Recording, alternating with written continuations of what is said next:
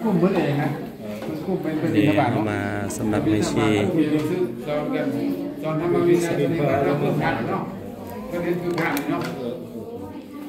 ปฏิบัติธรรมคือผ่านเนี่ยหนังสือคือผ่านอันเอาเรียกข่าวเจ้าว่าเนี่ยนะยกธรรมจริยาเข้าผ่านว่าจะให้ไงเอาไปตัวลมๆนะมันรู้เรื่องว่าdi mana sang tegak yo dia ไปสงขลาใช่ลืมไปลืม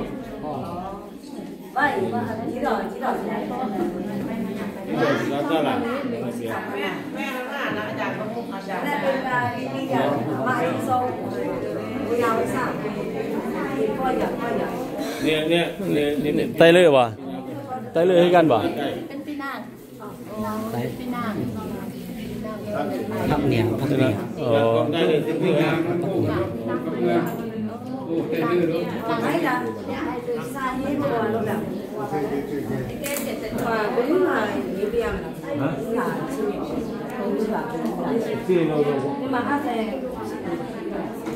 นี่เราใช้แบบนี่เราเรียนเราปีใหญ่โซ่เราปีใหญ่ที่ย่างบอลเราปีใหญ่ที่เราเรียนใช้กันเลยสิน่าจะเป็นเจ้าภาพกันเนาะ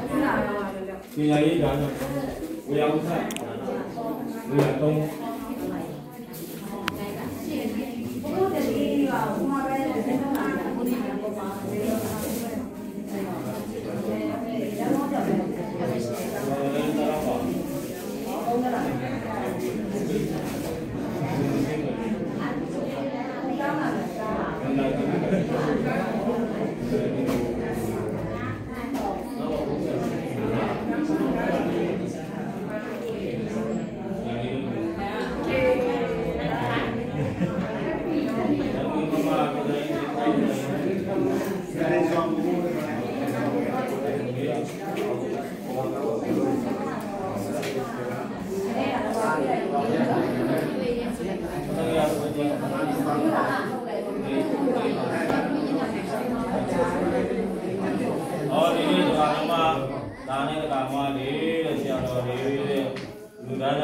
บ้านหาทองเช่ายาเส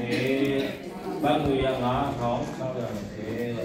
เราอยู่$10เยอะเลยวันหันเทเลยยาตรงนี้ก็มีเอาก็300,000ที่แสนนะครับดีเงินพม่าเงินมา260,000 260,000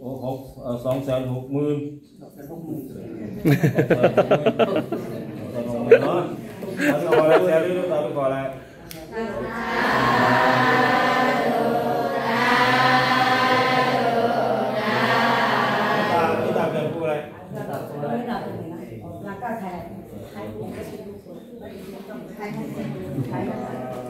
สาธุสาธุเด้อสาธุกันเด้อนี่ให้คนรับแทนคน